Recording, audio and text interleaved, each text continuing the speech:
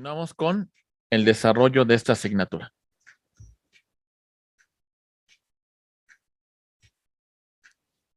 Muy bien. Ok. Bueno, tenemos dos tipos de amparo en general. El amparo, en primer lugar, lo vamos a señalar como un medio de control de constitucionalidad. Su fundamento de este medio de control de constitucionalidad lo tenemos en el artículo 103 y el artículo 107 de la Constitución. Procede contra actos de autoridad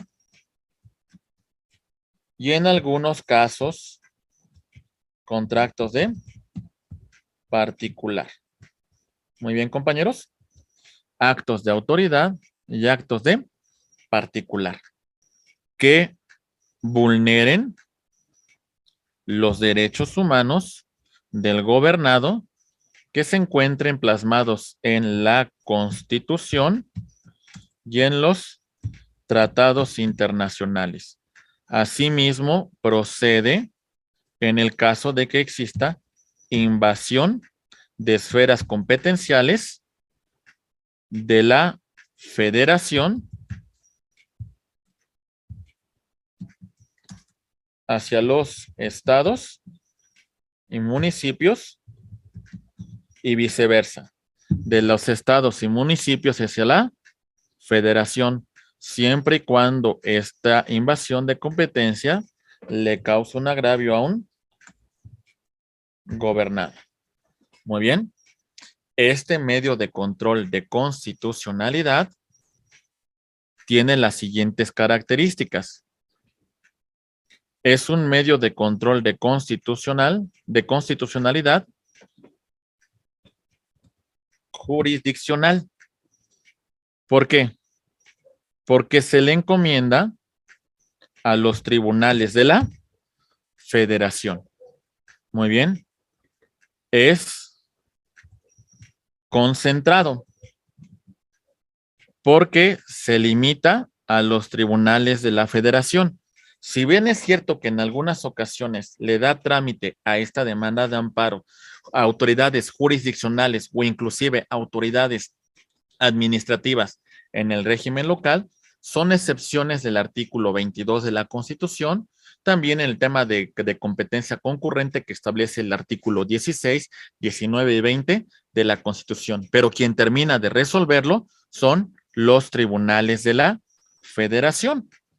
Y también, por supuesto, destacamos, estimados amigos, que es un control concreto, porque requiere una afectación, porque requiere un menoscabo, porque requiere una lesión a un bien jurídico tutelado en la Constitución, en los tratados internacionales. Si no hay afectación, si no hay violación, pues no procede el juicio de amparo. Los tribunales de la Federación competentes para conocer del juicio de amparo, por supuesto, será la Suprema Corte de Justicia de la Nación, serán los tribunales colegiados de circuito, los tribunales unitarios de circuito y los juzgados de distrito, sin omitir, por supuesto, el tema de la competencia concurrente o de la competencia derivada del artículo 22 de la Constitución. ¿Vamos bien sobre este punto, compañeros? Ok, muy bien. En relación con el juicio de amparo, vamos a hablar de dos tipos de amparo. Amparo indirecto y amparo directo. El amparo indirecto, el doctor Ignacio Burgó Orihuela señaló que también se le conoce como biinstancial, porque admite una fase de revisión por conducto del Tribunal Colegiador de Circuito. Hay una segunda instancia. Y entre comillas, el directo es un instancial, porque entre comillas, la resolución que se dicta ahí pues bueno, ya no admite ningún otro recurso, salvo que exista una cuestión de interpretación directa a la Constitución o también a un tema derivado de un tratado internacional en materia de derechos humanos. Muy bien. Ok. La competencia del amparo indirecto en una facultad de atracción puede ser por la Suprema Corte de Justicia de la Nación. Muy bien. Conocerán también los juzgados de distrito y sobre asuntos derivados por otro tribunal unitario de circuito, conocerá de la tramitación otro tribunal unitario de circuito. Recuerden que los jueces de distrito tienen una doble competencia, como jueces de procesos federales y como jueces de amparo. Como jueces de procesos federales, su superior son los unitarios. En este proceso federal, si los unitarios cometen una violación a los derechos, a los derechos fundamentales del gobernado que hemos señalado con antelación, pues bueno, será competencia otro tribunal unitario para conocer del juicio de amparo indirecto. Muy bien. En revisión, en amparo indirecto, conocerá la Corte cuando se trate de amparo contra leyes y en los demás casos conocerá los tribunales colegiados de circuito. ¿Quién conoce del juicio de amparo directo? Pues bueno, pudiese conocer la Corte en una facultad originaria y bueno, es competencia de los tribunales colegiados. En el supuesto de revisión, la revisión será conocida por la Suprema Corte de Justicia de la Nación. Muy bien. Bueno, aspectos muy generales, por supuesto, del juicio de amparo. Ahora vamos a mencionar, estimados amigos, algunos supuestos de procedencia del amparo indirecto y vamos a aterrizarlo con el tema del derecho del trabajo. Vamos a ver cómo pudiese proceder el amparo indirecto en materia del trabajo. ¿Listos? Muy bien. Primer supuesto. Ahí va. Decimos el amparo contra normas generales. ¿Cuáles son esas normas generales? Leyes, ¿cuáles? Tratados internacionales, ¿qué más? Las constituciones locales, ¿qué más? Las leyes de las entidades federativas, ¿qué más? Los reglamentos, ¿qué más? Los reglamentos tanto federales, los locales, los decretos, etcétera, etcétera, etcétera. Todas estas normas generales, si por su simple entrada en vigor me causan un agravio, hablamos de normas autoaplicativas. En este supuesto tenemos que la procedencia, tenemos hasta 30 días a partir de la entrada en vigor para presentar amparo contra normas autoaplicativas. Y si requieren un primer acto de aplicación, hablamos de normas heterocompositivas, 15 días para la tramitación del juicio de amparo. Compañeros, imaginen ustedes que de pronto algún precepto de la Ley Federal del Trabajo consideremos nosotros contrario a los derechos humanos de la clase trabajadora. Consideramos que esta reforma a la Ley Federal del Trabajo es contrario al artículo 123, es contrario a los principios que esta regula, es contrario a los tratados internacionales en materia de la OIT. Bajo ese supuesto, ¿qué podríamos hacer nosotros en el tema del amparo laboral? Pues presentar amparo contra normas generales. ¿Se entiende, compañeros? ¿Vamos bien? Ok. Siguiente caso. Dice amparo contra actos u omisiones de autoridades distintas a tribunales administrativos, jurisdiccionales, perdón,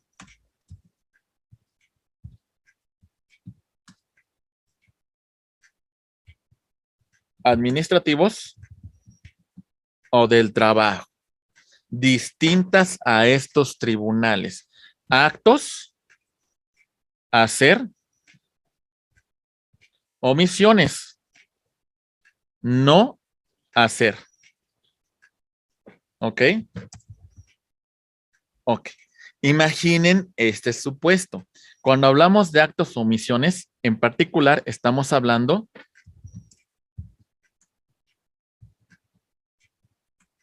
de autoridades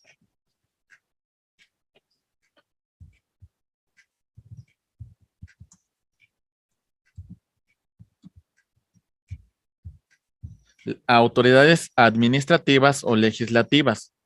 Dentro de las administrativas, administración pública centralizada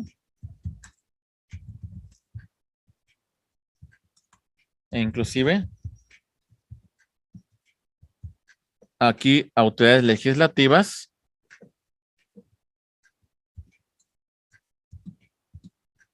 locales. Recuerden, contra actos, contra omisiones. Muy bien. ¿Se entiende, compañeros? Pongamos un caso en particular. Imaginen que la Secretaría de Trabajo y Previsión Social realizara un acto de autoridad que fuese contrario a los derechos de la clase trabajadora y afecta derechos sustantivos contemplados en la Constitución, contemplado en tratados internacionales. Pudiese ser la materia de este tipo de amparo en materia laboral. ¿Se entiende, compañeros? O imaginen ustedes que el Congreso de la Unión, teniendo que hacer una reforma que ordena la Constitución en materia de trabajo, el Congreso pues sea omiso en hacer dicha reforma y como consecuencia su omisión le causa agravio a los derechos fundamentales de la clase trabajadora. Entonces, compañeros, tenemos la posibilidad de la tramitación del juicio de amparo indirecto. ¿Vamos bien, compañeros? Ok. Comentarios. Siguiente. Procedimientos administrativos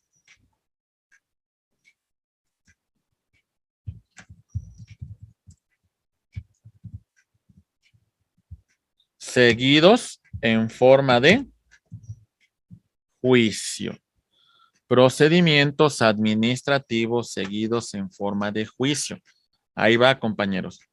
Pero en este punto tenemos que tomar en consideración que las violaciones que se cometan durante este procedimiento las haremos valer contra la última resolución. ¿Ok? Ok. Vamos a ver. Hay determinados procedimientos administrativos que siguen esta naturaleza. Inclusive en la propia Profedet o inclusive, por ejemplo, a mí me tocó ver procedimientos ante la Procuraduría del Trabajo en el Estado de México, en la cual se llevaban a cabo pues algunos tipos de procedimientos para resolver esta clase de conflictos laborales antes de que iniciara la controversia.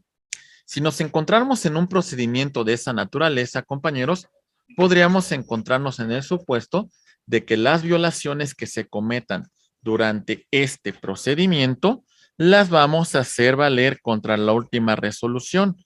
En este caso, las violaciones que se hubiesen cometido las vamos a hacer valer a través de la tramitación del juicio de amparo en su vía indirecta. Muy bien, compañeros.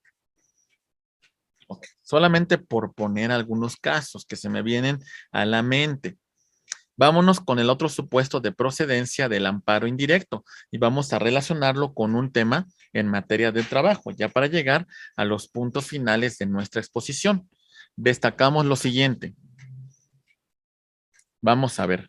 Actos de tribunales jurisdiccionales administrativos del trabajo, ¿ok? Atentos sobre cuestiones que tienen que ver por violaciones que se cometan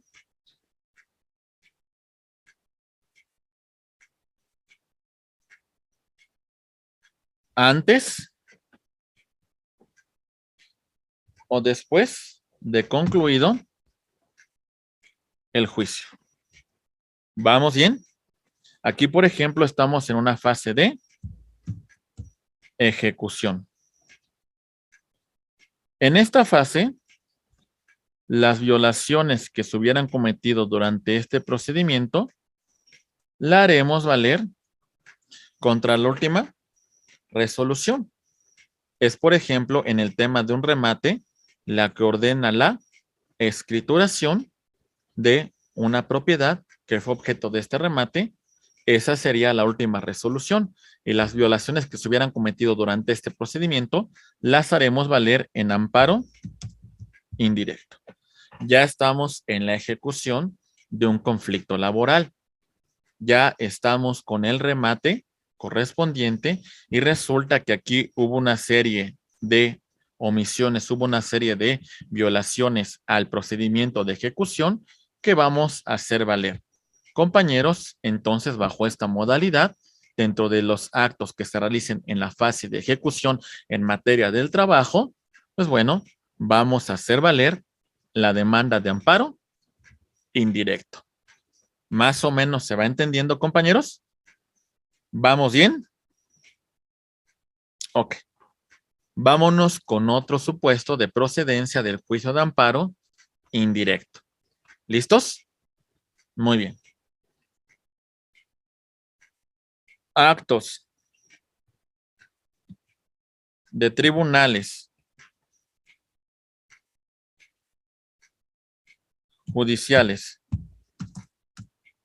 administrativos del trabajo cuando se afecten derechos sustantivos contemplados en la Constitución y, bueno, esto se puede presentar tanto en antes, durante el juicio o después de concluido. Si hay una violación a un derecho sustantivo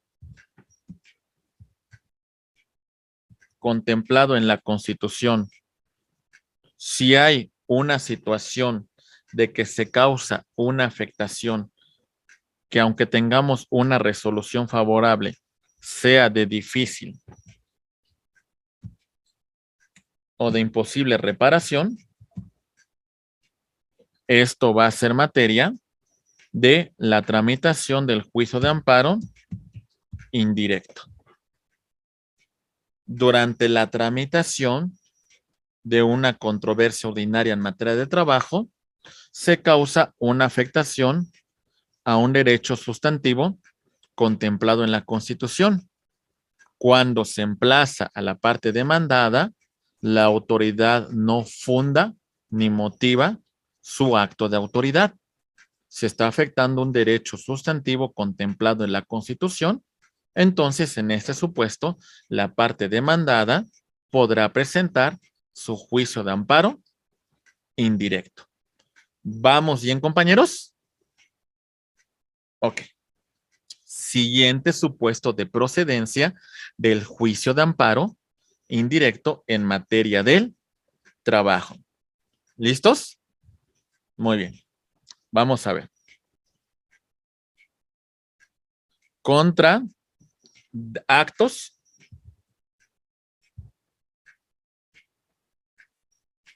dentro o fuera de juicio cuando se afectan a terceros extraños. Muy bien, a la controversia. Aunque no son parte en la litis principal, ¿qué creen? La sentencia que se dicta en materia de un conflicto laboral les causa un perjuicio a su persona, a su patrimonio. Entonces, la manera que pueden defenderse esos terceros extraños es a través del juicio de amparo indirecto. ¿En qué momento lo pueden hacer? En cualquier momento que se enteren de esta controversia. Vamos a ver. Ya mencionamos antes, durante y después. Afecten a terceros. ¿Ok? No requieran agotar ninguna instancia del juicio ordinario. Si así lo deciden, en cualquier momento, compañeros, podrán presentar su juicio de amparo indirecto. ¿Vamos bien, compañeros? Ok. Hay un tema muy importante. Si el tercero radica en el lugar donde se está llevando la controversia, tiene 15 días a partir de que tiene conocimiento de la tramitación de ese juicio que le causa un agravio. Si radica fuera de la competencia del órgano jurisdiccional, pero dentro del país, tendrá 90 días. Por supuesto, si radica fuera del país, estamos dentro de 180 días, compañeros. Muy bien.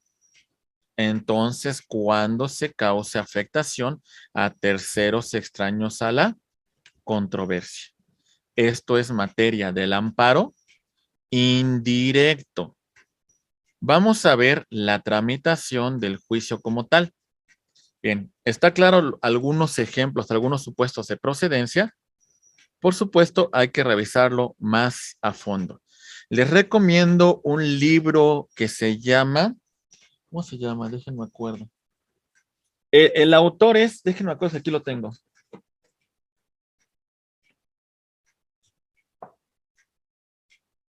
Creo que sí.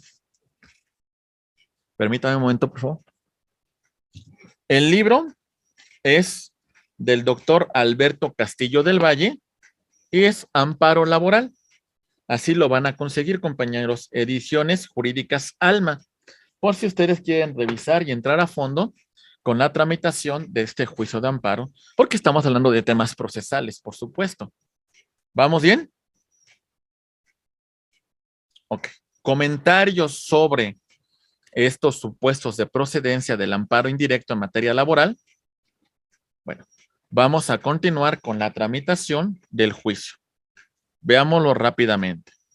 Tramitación del juicio de amparo indirecto. Ahí va. Presentamos nuestra demanda de amparo. Muy bien. Ok. Aquí podemos presentarla y señalar, solicitar la suspensión a petición de parte o si procede la suspensión de oficio, se concederá de plano. Muy bien. Ok. Se va dentro de, en el caso de admisión de nuestra demanda de amparo, lo que vamos a tener aquí, estimados amigos, es, se va a solicitar, se emplace a las partes que deban comparecer en el presente juicio. Muy bien. Se solicitará la autoridad responsable rinda su informe justificado. Se señalará fecha para la celebración de la audiencia constitucional y bueno, compañeros, el informe justificado se deberá remitir en un plazo de 15 días. Se puede ampliar el plazo otros 10 días para llegar a 25 Y se contempla que también puede ser presentado antes de la audiencia constitucional si el quejoso tuvo la oportunidad de conocer el mismo. ¿Vamos bien? Se ofrecen las pruebas hasta 5 días antes de la celebración de la audiencia constitucional. Por supuesto que pruebas que tienen que tener, que se aceptan todos tipos de pruebas, con excepción de la confesional. Muy bien.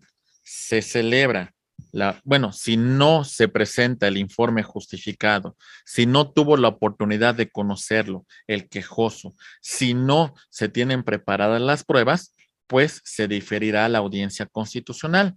En el caso de que todo esté listo, compañeros, se llevará a cabo la audiencia constitucional en la cual se resolverá en relación a la demanda de amparo, al informe justificado, a las pruebas presentadas por las partes y el órgano jurisdiccional de amparo dictará su sentencia.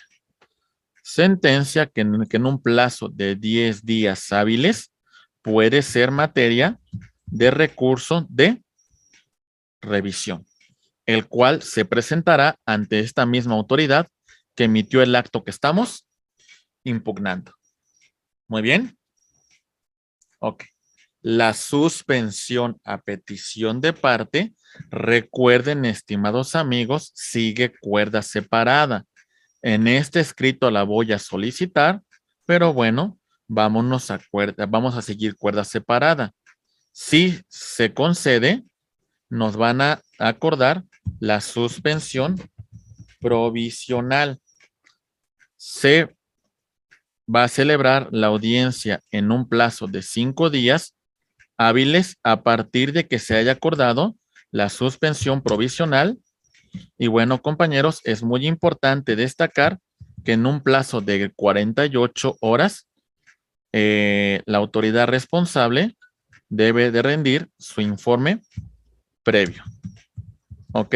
En la audiencia incidental se resolverá si se concede o no la suspensión definitiva. Muy bien, compañeros. ¿Vamos bien? Ok, vámonos a la revisión. Seguimos con el amparo indirecto. Recordemos que esta revisión va a ser resuelta por los tribunales colegiados de circuito. En el caso que se trate de un tema de constitucionalidad, la revisión será conocida por la Suprema Corte de Justicia de la Nación. Bueno, vámonos con la revisión. Ok. Se presenta el escrito de revisión. ¿Ante quién? Ante la propia autoridad que emitió el acto que estamos impugnando. Ok. Esta autoridad deberá remitir este, este, este recurso ante el tribunal colegiado que corresponda en un plazo no mayor a 3 días hábiles. El tribunal colegiado recibe los autos y califica si admite o no dicho recurso. En el caso de admisión, se turna a un magistrado ponente y el tribunal se encuentra conformado por 3 magistrados, ya sea por unanimidad o por mayoría de votos en audiencia pública, pues emiten su resolución, su sentencia. Y bueno, aquí tenemos la sentencia que se dicta en el recurso de revisión. ¿Vamos bien, compañeros? ¿Se va entendiendo? Ok. Rápidamente, ya para llegar a la conclusión. Continuamos a grosso modo, ya agotando el juicio de amparo indirecto con la tramitación del amparo directo. Amparo directo.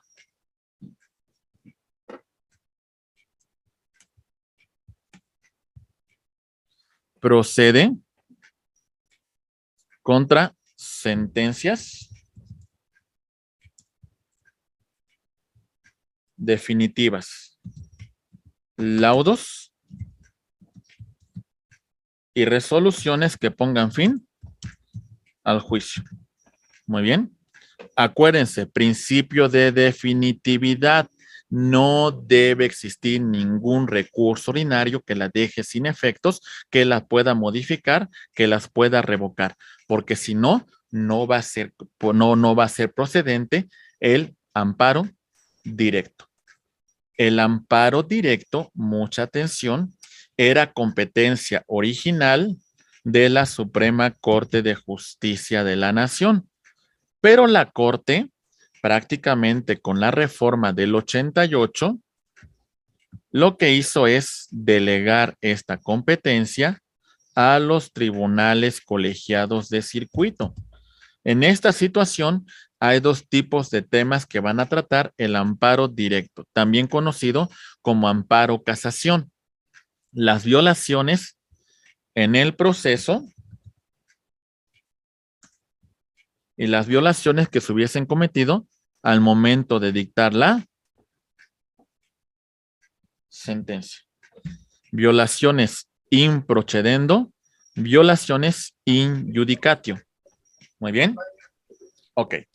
Compañeros, entonces reiteramos, creo que ha quedado muy claro el tema de en qué supuestos procede el amparo indirecto. Y bueno, bajo este tema nos vamos a señalar nosotros la procedencia del amparo directo. Tenemos una resolución dictada por un tribunal del trabajo. Tenemos una resolución que pone fin al juicio dictada por las juntas de conciliación y arbitraje. Bajo estos supuestos, entonces vámonos al amparo directo. ¿Cómo se va a presentar? Vamos a ver su tramitación de forma muy general. Por supuesto que no es una clase de amparo y bajo ningún supuesto tiene la finalidad de agotarla de fondo. Solamente es un complemento importante al procedimiento del trabajo, al derecho procesal del trabajo. Vamos a ver. Muy bien. Ok, ahí va. Amparo directo. El primer esquema que les presento, compañeros, representa la tramitación de un juicio ordinario. Ahí lo vemos. Con todas las fases que hemos señalado con antelación, con toda la secuela procesal que se debe seguir, desde la demanda hasta que se dicta la sentencia. Todas las violaciones que ocurran acá, si pueden ser reparadas cuando se dicte sentencia, pues las haremos valer. ¿Vamos bien, compañeros? Ok, hay una cuestión muy importante. Vayan preparando su litigio estratégico. Si quieren argumentar un tema de derechos humanos, si quieren argumentar un tema de interpretación constitucional, lo haremos valer desde el juicio ordinario, desde el juicio principal, porque si no, posteriormente ya no va a ser materia. Vamos a preparar nuestro litigio estratégico. Bueno, ya tenemos una sentencia. Si el recurso, si esta resolución, si esta sentencia admite medio ordinario, agotamos la instancia ante la autoridad correspondiente, agotamos el recurso de apelación ante el superior jerárquico del juez, la sala. En el caso de que admita medio ordinario, vamos a presentar nosotros nuestra demanda de amparo. ¿Ante quién? Ante la propia autoridad que resolvió esta sentencia, este laudo, esta resolución que pone fin al juicio, la cual deberá remitir los autos al tribunal colegiado de circuito que sea competente. Ya agotamos nosotros todos los recursos ordinarios. Si no los hubiésemos agotado, compañeros, pues bueno, ¿qué va a pasar con este amparo? Va a ser improcedente porque no hemos cumplido con el principio de definitividad. El colegiado va a determinar si admite, si previene o si desecha nuestra demanda. ¿Ok? Muy bien. Cuando la autoridad remite al colegiado, ya presentó su informe justificado. Recuerden que la contraparte del quejoso en este juicio ordinario sobre este amparo podrá presentar lo que se conoce como el amparo adhesivo.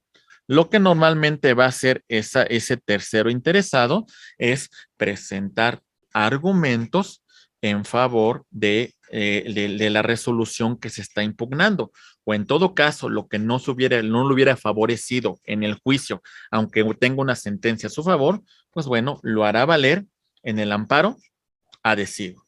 Vamos bien, se turna a un magistrado ponente. El magistrado ponente se apoya de un secretario de acuerdos, se emite un proyecto y en audiencia pública lo van a resolver dictando una sentencia que se va a resolver por unanimidad o por mayoría de votos. ¿Hasta aquí vamos bien, compañeros? Muy bien. Recuerden, no hay más que hacer. Hasta aquí ha concluido. Es lo último que podríamos hacer en una controversia derivada de legalidad. Legalidad, aquí concluye todo. Ya no hay más. Se acabó. Es la verdad legal. ¿Se entiende, compañeros? Pero, si ustedes plantean una cuestión de constitucionalidad, aquí vemos lo siguiente, compañeros. ¿Dónde lo estoy planteando? Desde aquí, desde mi litis principal. ¿Se entiende?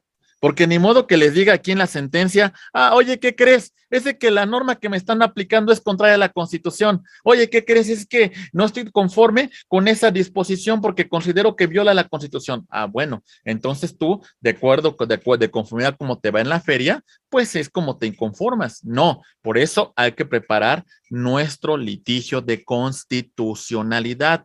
Aquí lo estoy haciendo valer. ¿Para qué? ¿Qué va a pasar cuando el juez de primera instancia se pronuncie? Tendrá que resolver legalidad y constitucionalidad. ¿Sale? Es la facultad que da la reforma en materia de derechos humanos. ¿Qué va a pasar cuando se presente la apelación? ¿Qué va a hacer la sala? La sala analizará la cuestión de legalidad, pero también la cuestión de constitucionalidad que se hubiese planteado. ¿Estamos de acuerdo? ¿Qué va a hacer cuando presentemos nuestro amparo? El colegiado, al final de cuentas, se va a pronunciar sobre legalidad y sobre constitucionalidad. Sobre legalidad, compañeros, ya no hay más que hacer. Se acabó. Pero sobre constitucionalidad, no es el último intérprete de la Constitución.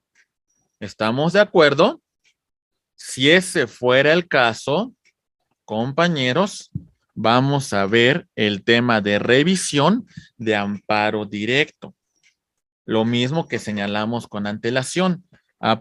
Se tiene 10 días a partir de la resolución que vamos a recurrir para, ante la misma autoridad que sería el tribunal colegiado, presentar el escrito de amparo adhesivo, de revisión de amparo directo. En un plazo de 3 días, deberá remitirlo a la Suprema Corte de Justicia de la Nación.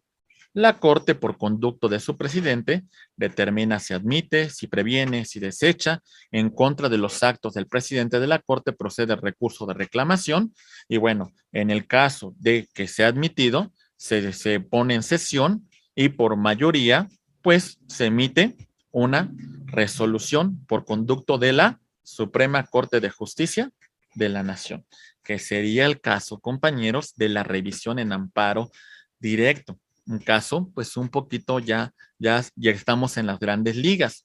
Y bueno, concluimos, compañeros, con esta cuestión procesal. El litigio estratégico.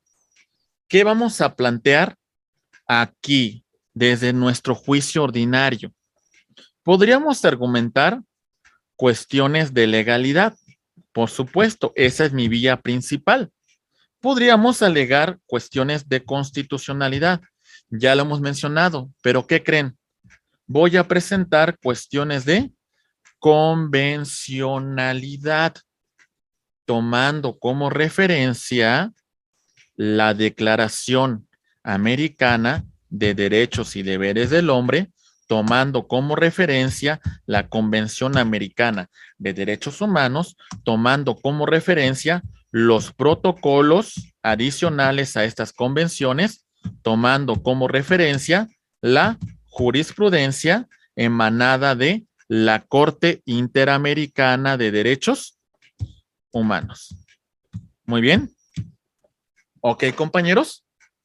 Muy bien. ¿Qué estamos haciendo, compañeros? Estamos planteando un tema de que nuestra controversia en la cual hay un tema de derechos humanos involucrado pueda llegar inclusive hasta la instancia de la Corte Interamericana de Derechos Humanos. Vean todo lo que va a tener que transitar nuestro litigio estratégico. Primero, la resolución que dicte el juez de primera instancia. ¿Se tiene que pronunciar sobre legalidad, sí o no? Sí, ¿verdad? ¿Se tiene que pronunciar sobre constitucionalidad, sí o no? Sí, ¿verdad? ¿Se tiene que pronunciar sobre convencionalidad? Sí, es su obligación. Control difuso de constitucionalidad y control difuso de convencionalidad. ¿Qué tiene que ser el superior jerárquico del juez? ¿Se tiene que pronunciar sobre legalidad? Por supuesto. Sobre constitucionalidad, también. Sobre convencionalidad, también se va a tener que pronunciar.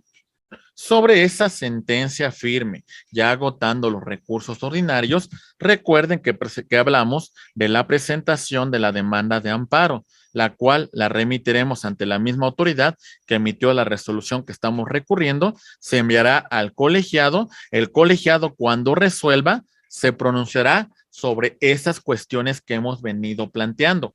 Y acuérdense, el colegiado no es el último intérprete ni de constitucionalidad ni de convencionalidad.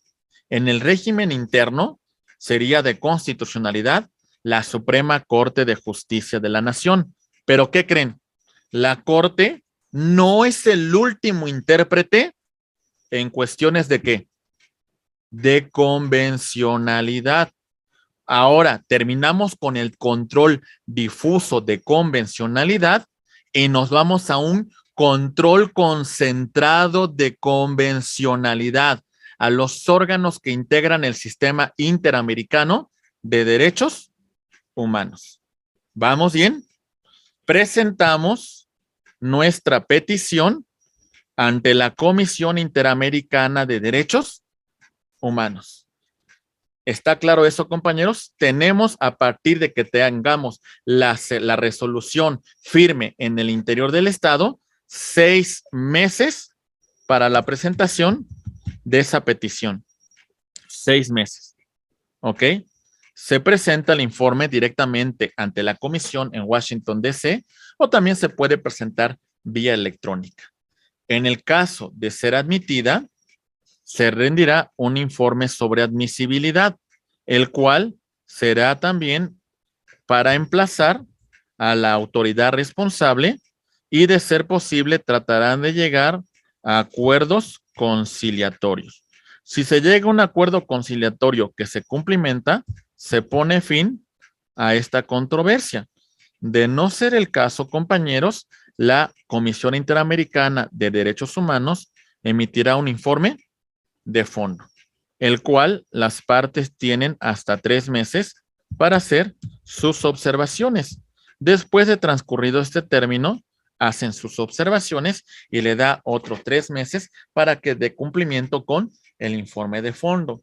De no hacer caso a ese informe de fondo, el informe sobre admisibilidad y el de fondo va a servir para presentar la demanda a la Comisión Interamericana de Derechos Humanos. La comisión en este caso va a actuar como si fuera fiscal, va a representar los intereses de la víctima ante la Corte Interamericana de Derechos Humanos. La demanda se presenta a la Corte Interamericana la Corte Interamericana de Derechos Humanos con sede en San José de Costa Rica califica si admite, califica si previene, califica si desecha.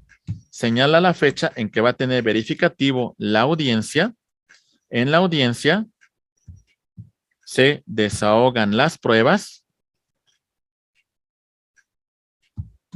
Bueno, primero se presenta un alegato de apertura, se desahogan las pruebas de las partes, posteriormente se rinde un alegato de cierre y sobre estas determinaciones, la Comisión Interamericana, la Corte Interamericana de Derechos Humanos emite una sentencia que entre comillas es vinculante para los estados partes. Acuérdense que esta resolución sigue siendo soft law, derecho suave.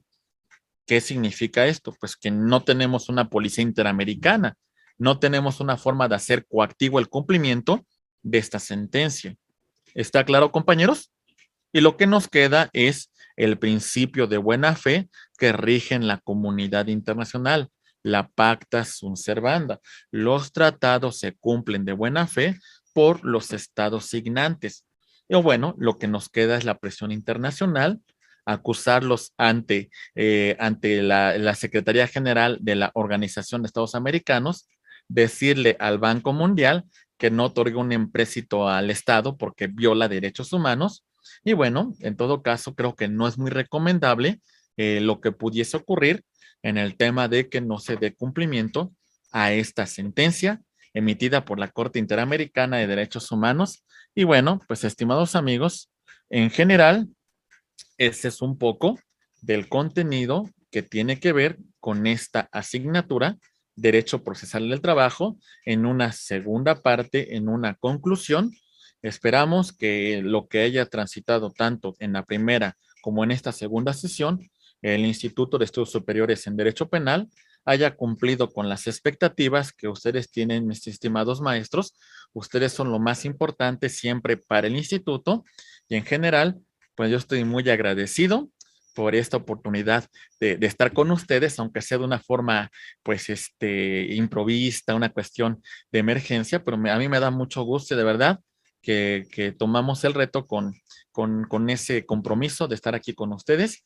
Y bueno, pues cerrando la sesión, sus participaciones, sus comentarios. Muchísimas gracias, compañeros. No sé si tengan alguna cuestión pendiente, alguna cuestión sobre los temas que desarrollamos, alguna pregunta, con todo gusto estamos para servirles. Muchas gracias. Los escuchamos, por favor, si tienen algún comentario.